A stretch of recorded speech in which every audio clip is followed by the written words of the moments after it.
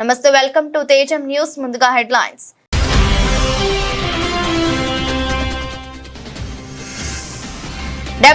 వ స్వాతంత్ర దినోత్సవాన్ని పురస్కరించుకుని జాతినుద్దేశించి ప్రసంగించిన రాష్ట్రపతి భారత రక్షణ చరిత్రలో ఆపరేషన్ సింధూర్ ఒక మైలురాయిని ఉద్ఘాటన.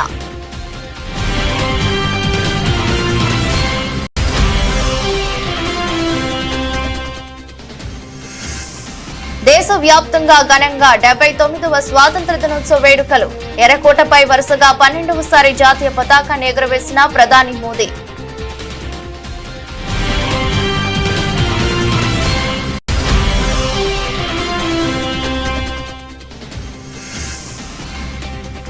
ఎర్రకోట నుంచి పాకిస్తాన్ కు ప్రధాని మోదీ స్ట్రాంగ్ వార్నింగ్. పాకిస్తాన్ అణు బెదిరింపులను సహించబోమంటూ తీవ్ర హెచ్చరిక.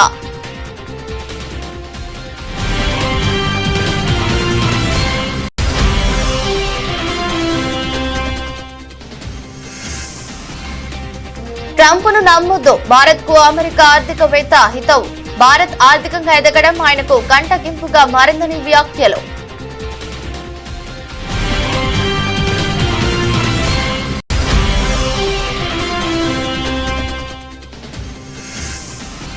గోల్కొండ కోటలో ఘనంగా జరిగిన 79వ స్వాతంత్ర దినోత్సవ వేడుకలు. పాల్గొని త్రివర్ణ పతాకాన్ని ఎగురవేసిన సీఎం రేవంత్ రెడ్డి.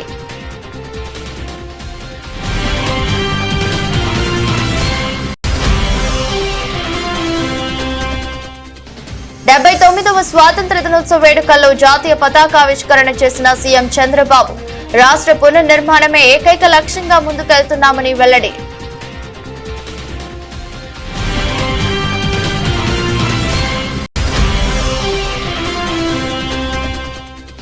స్వాతంత్ర దినోత్సవం సందర్భంగా తెలంగాణ భవన్ లో జాతీయ జెండాను ఎగురవేసిన బీఆర్ఎస్ వర్కింగ్ ప్రెసిడెంట్ కేటీఆర్. అతి చిన్న వయసు కలిగిన తెలంగాణ రాష్ట్రం బీఆర్ఎస్ పాలనలో మొత్తం దేశానికి ఆదర్శంగా నిలిచిందన్న మాజీ మంత్రి.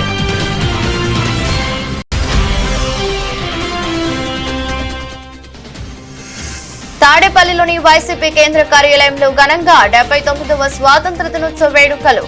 జాతీయ జెండాను ఎగురవేసిన సజ్జల రామకృష్ణారెడ్డి.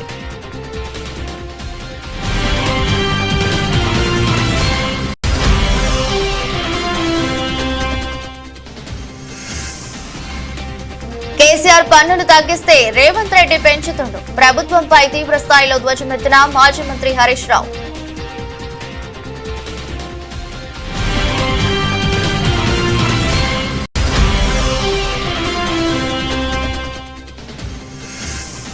పన్నెండవ తేదీ ప్రజాస్వామ్యంలో బ్లాక్ డే. పులివెందుల ఓటమిట్టలో జరిగింది పోలింగ్ కాదని రిగ్గింగ్ అంటూ బొత్స సత్యనారాయణ ఫైర్.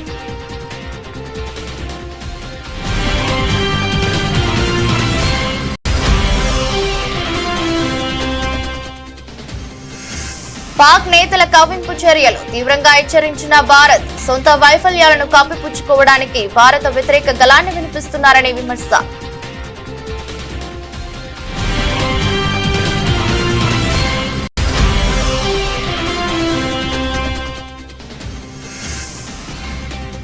పంతొమ్మిదిన ఆసియా కప్ కోసం భారత జట్టు ఎంపిక. టీ20 కెప్టెన్ గా సూర్యకుమార్ యాదవ్ ఖరారు.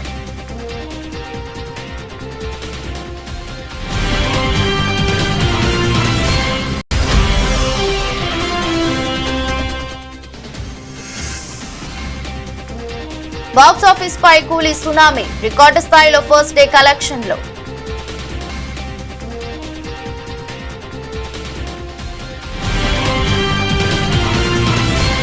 భారత రక్షణ చరిత్రలో ఆపరేషన్ సింధూర్ ఒక చారిత్రాత్మక మైలురాయిగా నిలుస్తుందని రాష్ట్రపతి ద్రౌపది ముర్ము కొనియాడారు. 79వ స్వాతంత్ర దినోత్సవం సందర్భంగా గురువారం జాతినుద్దేశించి ఆమె ప్రసంగిస్తూ ఉగ్రవాదంపై భారత్ అనుసరిస్తున్న కఠిన వైఖరిని స్పష్టం చేశారు. కాశ్మీర్లోని పహల్గాంలో అమాయక యాత్రికులపై జరిగిన దాడి తీవ్రంగా ఖండించారు. ఈ సందర్భంగా దేశం ఉగ్రవాద భూతాన్ని ఎదుర్కోవాల్సి వచ్చిందని రాష్ట్రపతి ఆవేదన వ్యక్తం చేశారు. పహల్గాంలో అమాయకులైన పర్యాటకులపై జరిగిన దాడి పిరికిపందుల చర్య, అత్యంత అమానుషమని ఆమె అన్నారు. అయితే ఈ దాడికి భారత్ అత్యంత వేగంగా నిర్ణయాత్మకంగా బదులిచ్చిందని తెలిపారు. మన సాయుధ బలగాలు స్పష్టమైన వ్యూహంతో, సాంకేతిక సామర్థ్యంతో సరిహద్దు ఆవల ఉన్న ఉగ్రవాద స్థావరాలను ధ్వంసం చేశాయి. ఉగ్రవాదంపై మానవాళి చేస్తున్న పోరాటంలో ఆపరేషన్ సింధూర్ చరిత్రలో నిలిచిపోతుందని రాష్ట్రపతి వివరించారు. ప్రకటించారు. భారత్ తన పౌరుల రక్షణ విషయంలో ఎట్టి పరిస్థితుల్లోనూ వెనకాడబోదని ఆమె తేల్చి చెప్పారు. మేము ఎప్పుడు దురాక్రమణలకు పాల్పడము, కానీ మా పౌరులను కాపాడుకోవడానికి ప్రతీకారం తీర్చుకోవడానికి ఏమాత్రం సంకోచించం అనే విషయాన్ని ప్రపంచం గుర్తించిందని ముర్ము పేర్కొన్నారు. हमारे समाज का एक बड़ा हिस्सा अनुसूचित जाति, अनुसूचित जनजाति, पिछड़ा वर्ग और अन्य समुदायों के लोगों का है. इन समुदायों के लोग अब हाशिए पर होने का टैग हटा रहे हैं. उनकी सामाजिक और आर्थिक आकांक्षाओं को साकार करने के लिए सक्रिय प्रयासों के माध्यम से सरकार उनकी सहायता करती आ रही है. अपनी वास्तविक क्षमता को हासिल करने की दिशा में भारत अब और अधिक तेज गति से आगे बढ़ रहा है. हमारे सुधारों और नीतियों से विकास का एक प्रभावी मंच तैयार हुआ है. इस तैयारी के बल पर मैं एक ऐसे उज्जवल भविष्य को देख पा रही हूँ जहाँ हम सब अपनी सामूहिक समृद्धि और खुशहाली में उत्साहपूर्वक योगदान दे रहे होंगे. उस भविष्य की ओर हम भ्रष्टाचार के प्रति जीरो टॉलरेंस रखते हुए अनवरत सुशासन के साथ आगे बढ़ रहे हैं. इस संदर्भ में मुझे महात्मा गांधी की एक महत्वपूर्ण बात याद आ रही है. गांधी जी ने बताया था और मैं दोहराती हूँ, भ्रष्टाचार और दंभ लोकतंत्र के अनिवार्य परिणाम नहीं होने चाहिए. हम सब ये संकल्प ले कि गांधी जी के इस आदर्श को कार्य रूप देंगे और भ्रष्टाचार को భారతదేశం 79వ స్వాతంత్ర దినోత్సవాన్ని శుక్రవారం అత్యంత వైభవంగా జరుపుకుంటోంది. ఈ చారిత్రక వేడుకల సందర్భంగా ఢిల్లీలోని ఎర్రకోటపై ప్రధాని నరేంద్ర మోదీ జాతీయ పతాకాన్ని ఆవిష్కరించారు. ఈ సందర్భంగా వాయుసేన హెలికాప్టర్లు ఆపరేషన్ సింధూర్ పేరుతో ప్రత్యేక ప్రదర్శన ఇవ్వటం, వేదికపై పూల వర్షం కురిపించడం ఏడాది వేడుకల్లో ప్రధాన ఆకర్షణగా నిలిచింది. పతాకావిష్కరణ జరిగిన వెంటనే భారత వాయుసేన చెందిన 2 MI-17 హెలికాప్టర్లు ఆకాశంలో కనువిందు చేశాయి. ఒక హెలికాప్టర్ జాతీయ పతాకాన్ని ప్రదర్శించగా మరొకటి ఆపరేషన్ సింధూర్ బ్యానర్ ను ప్రదర్శిస్తూ వేదికపై పూల వర్షం కురిపించింది. సాయుధ దళాల త్యాగానికి గుర్తుగా ఈ ప్రదర్శన నిర్వహించారు. అనంతరం ప్రధాని మోదీ ఎర్రకోట బురుజుల నుంచి దేశ ప్రజలను ఉద్దేశించి ప్రసంగించారు. ఇది ఆయనకు వరుసగా 12వ స్వాతంత్ర దినోత్సవ ప్రసంగం కావటం విశేషం. ఈ వేడుకల్లో ఆర్మీ, నేవీ, ఎయిర్ ఫోర్స్ కు చెందిన 2500 మంది ఎన్సీసీ క్యాండిడేట్లు, మై భారత్ వాలంటీర్లు కూడా పాల్గొన్నారు. వీరంతా జ్ఞానపథ వద్ద नया भारत लोगो आकाరంలో కూర్చొని ప్రత్యేక ఆకర్షణగా నిలిచారు. मैं आज देश के सामने एक चिंता, एक चुनौती के संबंध में आगाह करना चाहता हूं. षड्यंत्र के तहत, सोची समझी साजिश के तहत देश की डेमोग्राफी को बदला जा रहा है. एक नए संकट के बीज बोए जा रहे हैं और ये घुसपैठिए मेरे देश के नौजवानों की रोजी रोटी छीन रहे हैं. एक घुसपैठिए मेरे देश की बहन बेटियों को निशाना बना रहे हैं. ये बर्दाश्त नहीं होगा. ये घुसपैठिए भोले भाले आदिवासियों को भ्रमित करके उनकी जमीनों पर कब्जा कर रहे हैं. ये देश सहन नहीं करेगा. और इसलिए मेरे प्यारे देशवासियों, जब डेमोग्राफी परिवर्तन होता है, सीमावर्ती क्षेत्रों में डेमोग्राफी में परिवर्तन होता है, तब राष्ट्रीय सुरक्षा के लिए संकट पैदा होता है. देश की एकता, अखंडितता और प्रगति के लिए ये संकट पैदा, सामाजिक तनाव के बीज बो देता है. और कोई देश अपना देश घुसपैठियों के हवाले नहीं कर सकता है. दुनिया का कोई देश नहीं कर सकता है. तो हम भारत को कैसे कर सकते हैं? हमारे पूर्वजों ने त्याग और बलिदान से आजादी पाई है, हमें स्वतंत्र भारत दिया है. उन महापुरुषों के प्रति हमारा कर्तव्य है कि हम हमारे देश में ऐसी हरकतों को स्वीकार न करें. उनकी सच्ची श्रद्धांजलि होगी. और इसलिए मैं आज लाल किले की प्राचीर से कहना चाहता हूं, हमने एक हाई पावर्ड डेमोग्राफी मिशन शुरू करने का निर्णय किया है. 79వ స్వాతంత్ర దినోత్సవ సందర్భంగా ఎర్రకోటపై నుంచి జాతిని ఉద్దేశించి ప్రసంగించిన ప్రధాని నరేంద్ర మోదీ పొరుగు దేశం పాకిస్తాన్ కు తీవ్ర స్థాయిలో హెచ్చరికలు జారీ చేశారు. పాకిస్తాన్ నుంచి వస్తున్న బెదిరింపులను భారత్ ఎంత మాత్రం సహించబోదని ఆయన స్పష్టం చేశారు. అదే సమయంలో దశాబ్దాలుగా అమల్లో ఉన్న సింధు జలాల ఒప్పందాన్ని ఇకపై భారత్ అంగీకరించబోదని సంచలన ప్రకటన చేశారు. దేశ రాజధాని ఢిల్లీలోని చారిత్రాత్మక ఎర్రకోటపై వరుసగా 12వసారి జాతీయ పతాకాన్ని ఆవిష్కరించిన అనంతరం ప్రధాని మాట్లాడారు. ఏప్రిల్ 22న జరిగిన పాల్గామ్ ఉగ్రదాడి నేపథ్యంలో సింధు జలాల ఒప్పందాన్ని నిలిపివేసిన విషయాన్ని ఆయన గుర్తు చేశారు. నీళ్లు రక్తం ఎప్పటికీ కలిసి ప్రవహించవు అని పునరుద్ఘాటించారు. మన దేశానికి చెందిన నీటిని పాకిస్తాన్ తో పంచుకోవడాన్ని తీవ్రంగా వ్యతిరేకిస్తున్నట్లు తెలిపారు. हमारे वीर जाबाज सैनिकों ने दुश्मनों को उनकी कल्पना से परे सजा दी है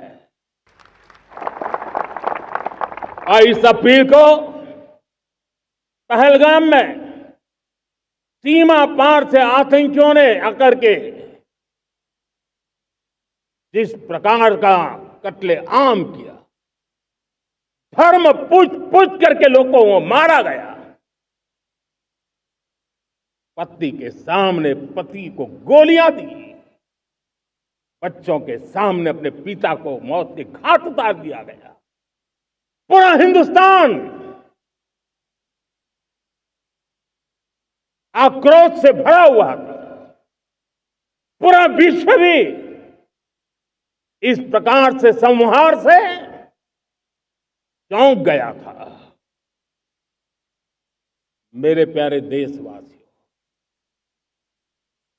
ऑपरेशन सिंदूर उसी आक्रोश की अभिव्यक्ति है। 22 तारीख के बाद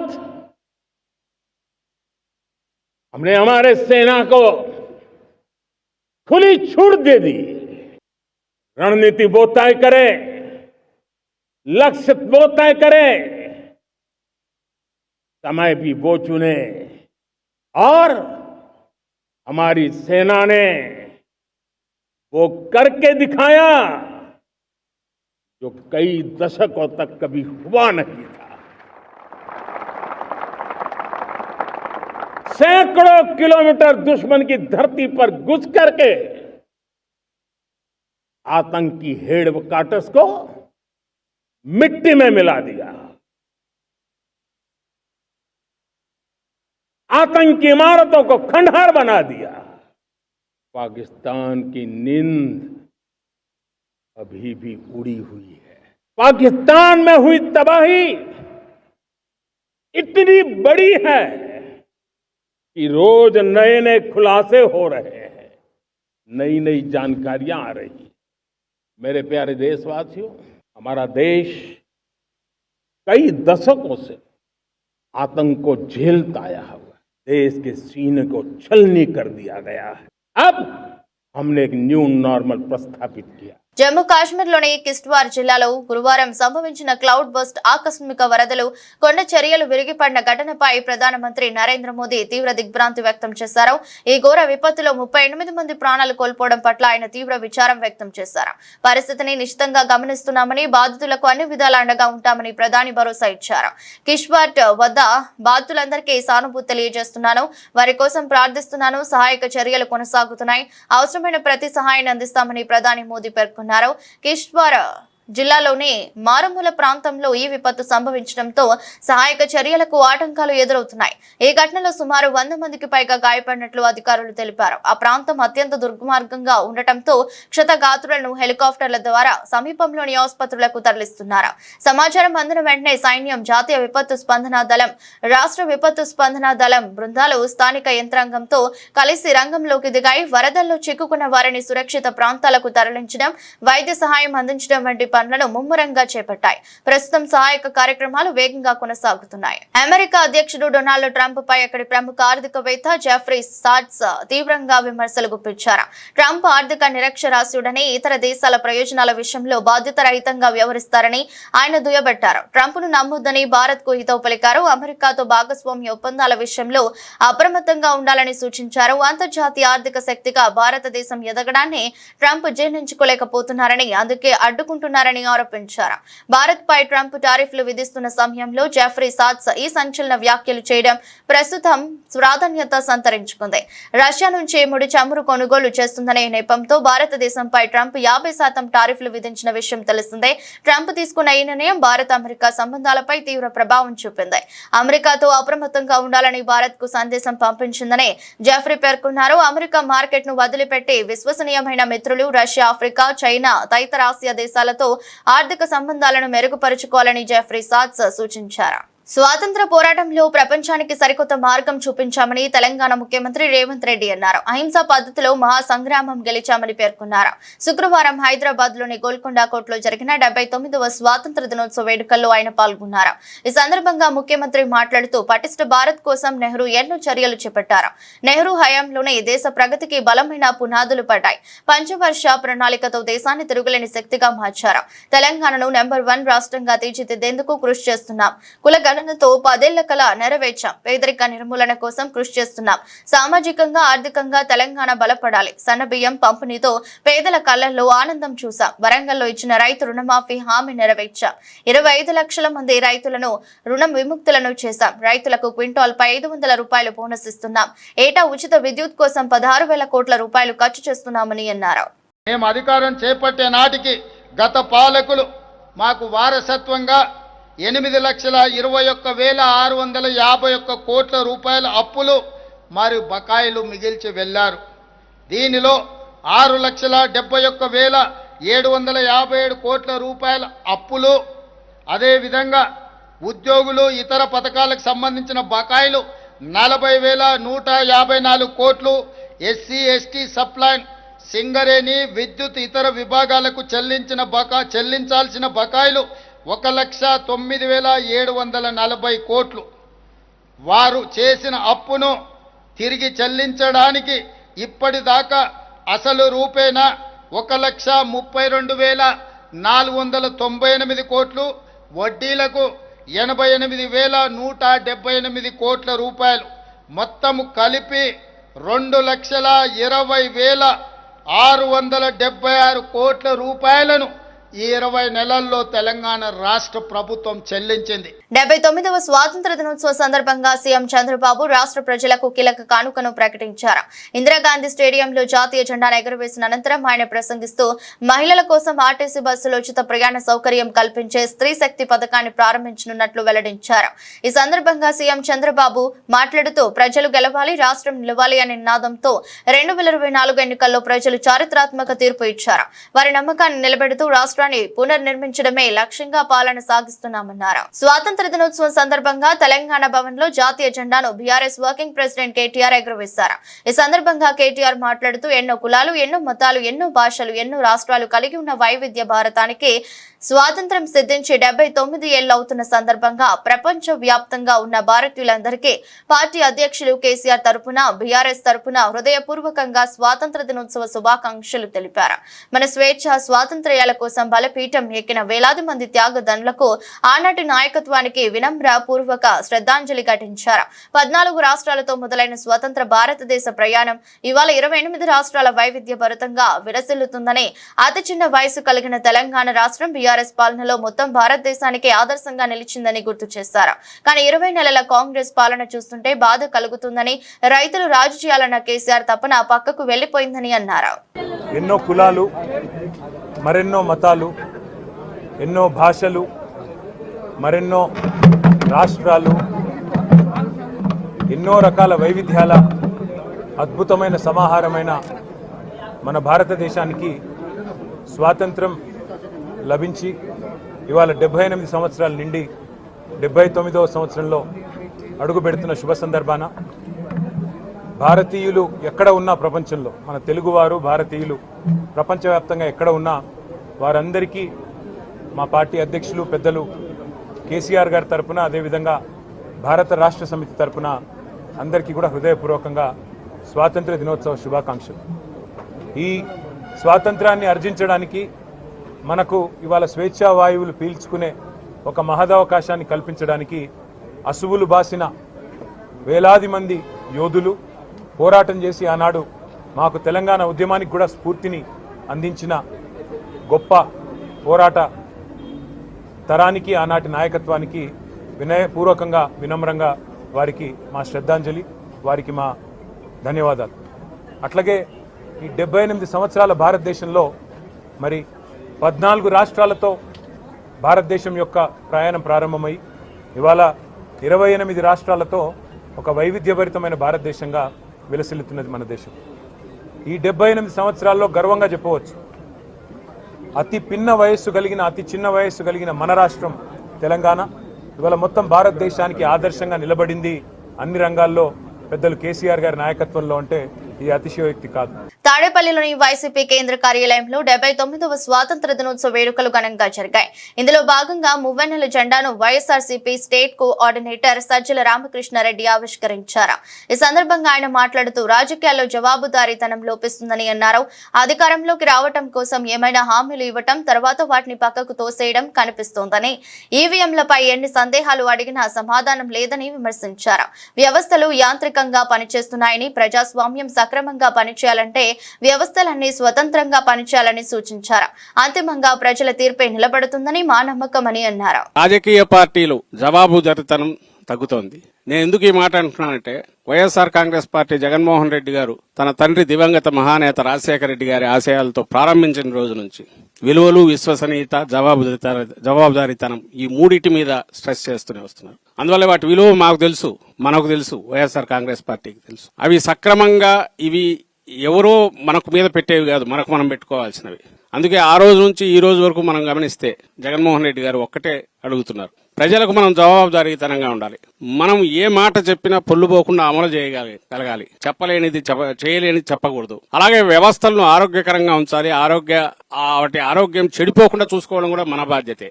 బాధ్యతారాహిత్యం అంటే ఏంటంటే వ్యవస్థలను వాడుకోవడం తాత్కాలికమైన వాటి కోసం. ఇవి ఈ రోజు ప్రస్ఫుటంగా కనిపిస్తున్నాయేమో అని అనిపిస్తుంది. ఏమైనా అడ్డగోలు హామీలు ఇవ్వచ్చు, అధికారం లేకపోవచ్చు, తరచిన తర్వాత తూనా బోర్డుని పక్కకు తోసేయచ్చు. జరుగుతున్నాయా లేదా? ఇక్కడే జరుగుతున్నాయి. అలాగే యంత్రాలను మేనేజ్ చేసి ఏమైనా తీసుకురావచ్చు అనే అభిప్రాయం దేశంలో బలపడింది. ఈ విషయంలో చెప్తున్నా, ఆన్సర్ లేదు, తోసిపారేస్తున్నారు కానీ దానికి ఎవరు ఆన్సర్ ఇవ్వట్లే. ఈ రాష్ట్రంలోనే ఓటింగ్ పూర్తి అయిన ప్రాథమికంగా ఏదైతే సాయంత్రానికి పూర్తి అవుతుందో అక్కడి నుంచి తర్వాత ఆ రోజు అప్పుడు ప్రకటించిన దానికి తుది పర్సెంటేజ్ ప్రకటించడానికి 12.12% తేడా చూపించారు. అసాధ్యం. 50 లక్షల ఓట్లు దాదాపు. Is it possible? ఆన్సర్ ఊడి ఓట్ల. అలాగే నిన్న జరిగిన ఉప ఎన్నిక, చిన్న ఉప ఎన్నిక, 10,000 ఓట్లు, 2,000 మంది పోలీసులు, బూతులు 15, 2,000 మంది పోలీసులు, ఒక్క వైఎస్ఆర్సీపీ ఏజెంట్ కూడా లోపలికి రానివ్వాల. తలబడింటే ఏమయ్యేదో తెలియదు. వద్దు, ప్రశాంతంగా జరగాలి ఎన్నికలు, ప్రజల ప్రాణాలు మనకు ముఖ్యం, రెచ్చగొడితే ఎంతసేపు దూకితే వాళ్ళు అది ఏమైనా జరిగిండొచ్చు. అందుకే జగన్మోహన్ రెడ్డి గారు సంయమనంతో ఉండండి అన్నారు. ఏం జరిగింది? ఎంటైర్ పోలీసు వ్యవస్థ అక్కడ కూర్చుంది. నేను మిగిలిన మా వాదన తప్ప, ఆ వాదన తప్ప అనవసరం. కానీ మధ్యలో ఎవరైతే అంపైర్ రోల్ ప్లే చేయాలనో వాళ్ళ దగ్గరికి వెళ్ళి, అయ్యా ఒక ఏజెంట్ను లోపల రానివ్వలేదు, చెక్ చేయండి, అదేం మేం దాచి. తెలంగాణలో కేసీఆర్ పన్నులు తగ్గిస్తే రేవంత్ రెడ్డి మాత్రం పన్నులను పెంచుతుండని మాజీ మంత్రి సిద్దిపేట ఎమ్మెల్యే హరీష్ రావు తీవ్ర స్థాయిలో ధ్వజమెత్తారు. ప్రజలపై పన్నుల భారం మోపుతున్న రేవంత్ పై హరీష్ రావు నిప్పులు చెరిగారు. సిద్దిపేటలోని తన క్యాంపు కార్యాలయంలో హరీష్ రావు మీడియాతో మాట్లాడారు. 2 నెలల రేవంత్ పాలనలో ప్రజలపై అప్పులు, పన్నుల భారం ఎక్కువైపోయిందన్నారు. ప్రజలపై పన్నులు వేయటం లేదని శాసనసభలో చెబుతున్నారు. అసలే ఆర్థిక మాంద్యం వరుసగా 2వ నెల డీఫ్లేషన్ లో ఉంది. తెలంగాణలో వరుసగా ఇది 2సారి. పాలనలో కాంగ్రెస్ పూర్తిగా విఫలం. రోజుకో పన్ను వేస్తూ ప్రజలకు షాక్ ఇస్తున్నది. గత నెల ఈ నెలలో ట్రాన్స్పోర్ట్ డిపార్ట్మెంట్ లో 2,000 కోట్ల రూపాయలు భారం పడిందన్నారు. నేను అసెంబ్లీ సమావేశాల్లోనే అడిగాను, ఇప్పటికే తెలంగాణ రాష్ట్రం తిరోగమన దశలో ఉంది.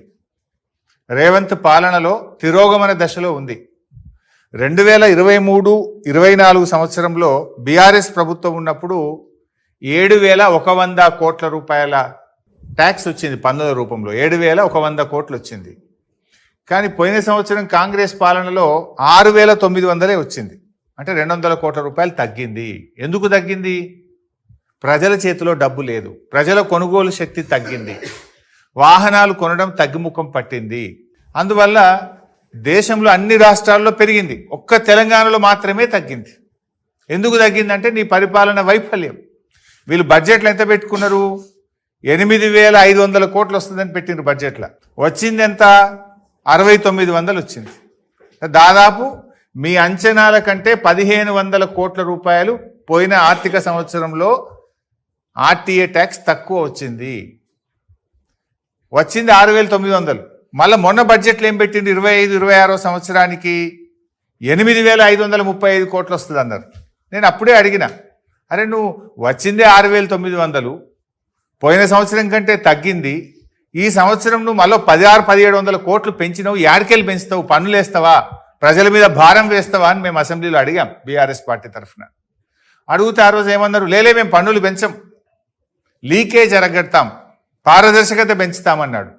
అసెంబ్లీలోనేమో శుద్ధపూస మాటలు మాట్లాడారు, పన్నులు పెంచం, లీకేజ్ అరికడతామని. ఇప్పుడు చేసింది ఏంది, సర్వీస్ ట్యాక్స్ పెంచినవు, సర్వీస్ ఛార్జెస్ పెంచినవు, RTA tax, road tax, life tax పెంచినవు, లైసెన్సుల ట్యాక్స్ పెంచినవు, మొత్తం అడ్డగోలుగా పెంచి పడేసినావు. అంటే పేద ప్రజల మీద భారం వేస్తా ఉన్నావు నువ్వు. ఇప్పుడు కేసీఆర్ గారు బీఆర్ఎస్ ప్రభుత్వం ఉన్నప్పుడు మేమేం చేసినాము, రైతులు వాడే ట్రాక్ పులివెందుల ఒంటమిట్ట జడ్పీటీసీ ఉప ఎన్నికల్లో కూటమి ప్రభుత్వం వ్యవహరించిన తీరుతో ఎన్నిక జరిగిన 12వ తేదీ ప్రజాస్వామ్యంలో ఒక బ్లాక్ డేగా మిగిలిపోతుందని శాసనమండలి ప్రతిపక్ష నేత బొత్స సత్యనారాయణ మండిపడ్డారు. విశాఖపట్నం క్యాంపు కార్యాలయంలో మీడియాతో మాట్లాడుతూ అక్కడ జరిగింది పోలింగ్ కాదు, రిగ్గింగ్ అని అన్నారు.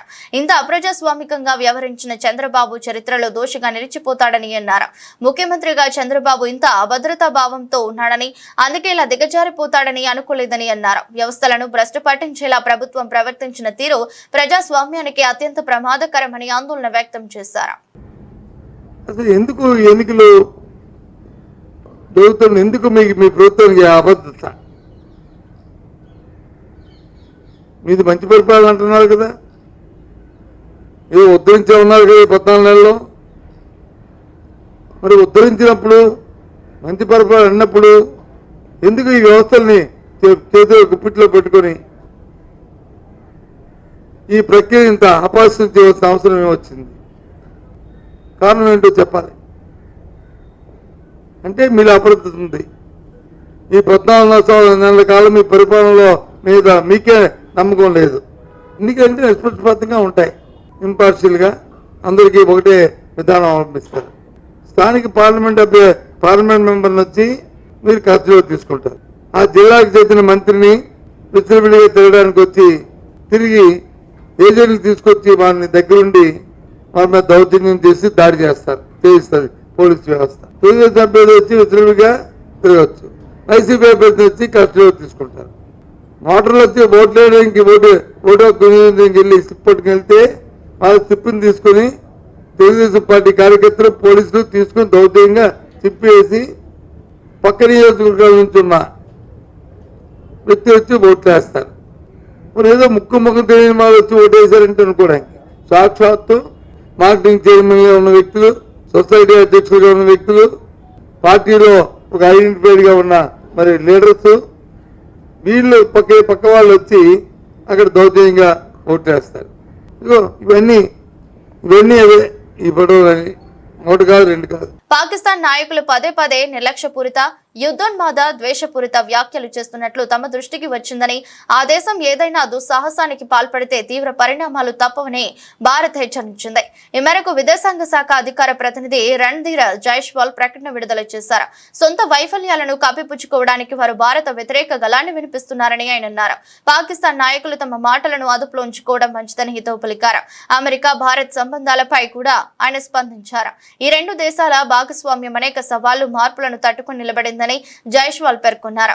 ఇరు దేశాల మధ్య రక్షణ భాగస్వామ్యం కీలకమైనదని ఆయన తెలిపారు. ఉమ్మడి ప్రయోజనాలు, ప్రజాస్వామ్య విలువలతో కూడిన సమగ్ర ప్రపంచ వ్యూహాత్మక భాగస్వామ్యాన్ని ఇరు దేశాలు పంచుకుంటున్నాయని ఆయన పేర్కొన్నారు. పరస్పర గౌరవం, ప్రయోజనాల ఆధారంగా ఇది మరింత ముందుకు సాగుతుందని ఆశిస్తున్నట్లు తెలిపారు. We have seen several statements, as you rightly referred.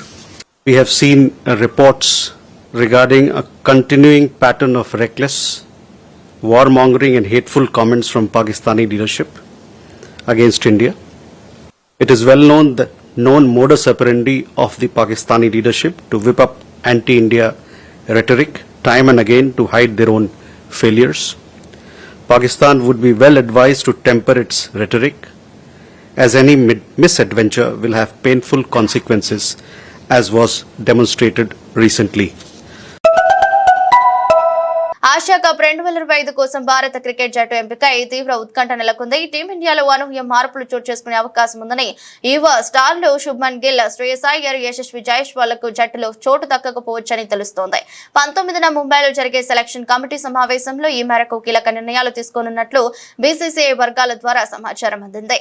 కొత్త ఓపెనింగ్ జోడీని పరీక్షించాలని సెలెక్టర్ల భావిస్తుండటమే గిల్ ఎంపికకు అడ్డంకిగా మారినట్టు సమాచారం. సంజు శాంసన్, అభిషేక్ శర్మలతో ఓపెనింగ్ ను కొనసాగించాలని యాజమాన్యం యోచిస్తుంది. దీంతో టాప్ ఆర్డర్ లో పోటీ తీవ్రంగా ఉండటంతో గిల్ కు స్థానం కష్టంగా మారిందని బీసీసీఐ అధికారి ఒకరు వెల్లడించారు. మరోవైపు ఇంగ్లాండ్ సిరీస్ లో అద్భుతంగా రాణించిన యశస్వి జైస్వాల్ ను ప్రస్తుతానికి టెస్ట్ క్రికెట్ పైనే పూర్తి దృష్టి పెట్టమని సెలెక్టర్లు సూచించినట్టు తెలుస్తుంది. Middle order batter Shreyas Iyer ను కూడా టీ20 జట్టులోకి పరిగణలోకి తీసుకోవడం లేదని వార్తలు వస్తున్నాయి. మరోవైపు గాయం నుంచి కోలుకుంటున్న టీ20 captain Suryakumar Yadav Asia Cup లో జట్టుకు నాయకత్వం వహించడం దాదాపు ఖాయమైంది.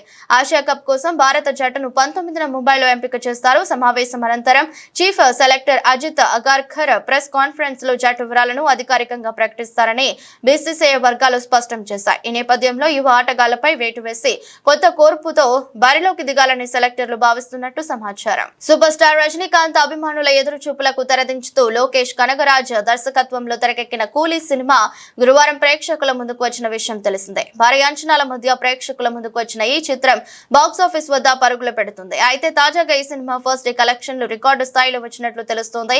తొలి రోజే ఈ చిత్రం 170 కోట్ల వసూళ్లను రాబట్టినట్లు తెలుస్తోంది. ఒకవేళ ఇదే నిజమైతే తమిళంలో అత్యధిక కలెక్షన్లు సాధించిన చిత్రాలలో కూలీ మొదటి స్థానంలో ఉంటుంది. ఇంతకు ముందు ఈ రికార్డు దళపతి విజయ్ నటించిన లియో చిత్రం పేరిట ఉంది. ఈ చిత్రం తొలి రోజే 148 కోట్ల వసూలు రాబట్టింది. అయితే కూలీ కలెక్షన్లపై చిత్ర బృందం అధికారికంగా ప్రకటించాల్సి ఉంది. వార్తలు ముగించే ముందు మరోసారి హెడ్లైన్స్.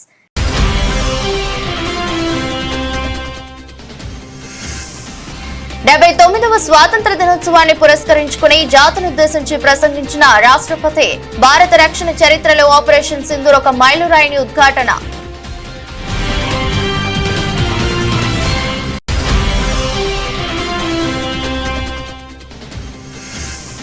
దేశవ్యాప్తంగా ఘనంగా 79వ స్వాతంత్ర దినోత్సవ వేడుకలు. ఎర్రకోటపై వరుసగా 12వసారి జాతీయ పతాకాన్ని ఎగురవేసిన ప్రధాని మోదీ.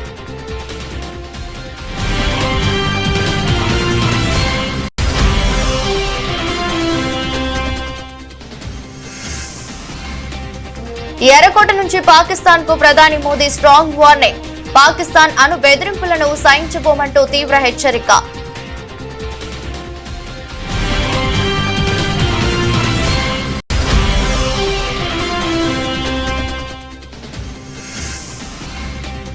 ట్రంప్ ను నమ్మొద్దు, భారత్ కు అమెరికా ఆర్థికవేత్త హితవు. భారత్ ఆర్థికంగా ఎదగడం ఆయనకు కంటగింపుగా మారిందని వ్యాఖ్యలు.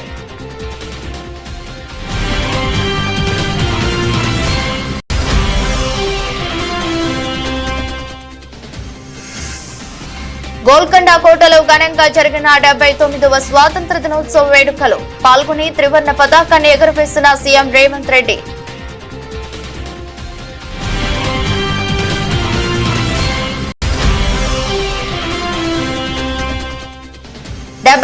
వ స్వాతంత్ర దినోత్సవ వేడుకల్లో జాతీయ పతాకావిష్కరణ చేసిన సీఎం చంద్రబాబు. రాష్ట్ర పునర్నిర్మాణమే ఏకైక లక్ష్యంగా ముందుకెళ్తున్నామని వెల్లడి.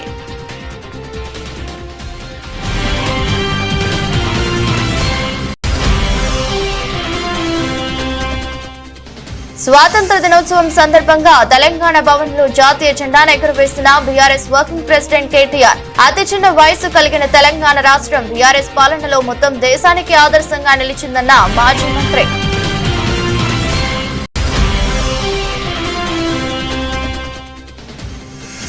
తాడేపల్లిలోని వైసీపీ కేంద్ర కార్యాలయంలో ఘనంగా 79వ స్వాతంత్ర దినోత్సవ వేడుకలు. జాతీయ జెండాను ఎగురవేసిన సజ్జల రామకృష్ణారెడ్డి.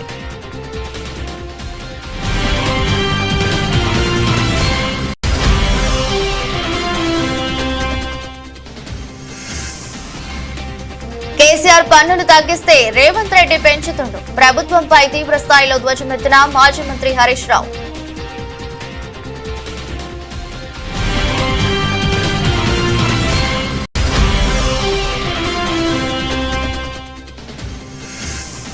పన్నెండవ తేదీ ప్రజాస్వామ్యంలో బ్లాక్ డే. పులివెందుల, ఒంటిమిట్టలో జరిగింది పోలింగ్ కాదని రిగ్గింగ్ అంటూ బొత్స సత్యనారాయణ ఫైర్.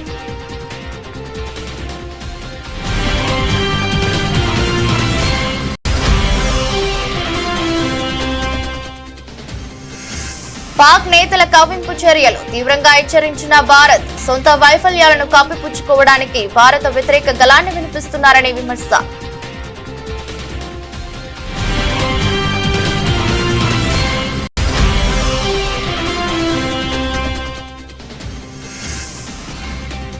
పంతొమ్మిదిన ఆసియా కప్ కోసం భారత జట్టు ఎంపిక. టీ20 కెప్టెన్ గా సూర్యకుమార్ యాదవ్ ఖరారు.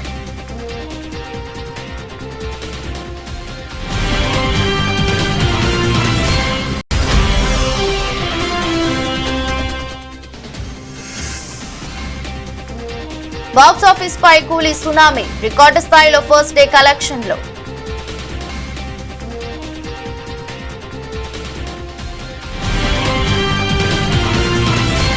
ఎదురస్ట్ బులెటిన్ మరో బులెటిన్లో మళ్ళీ కలుద్దాం. అంతవరకు సెలవు. నమస్కారం.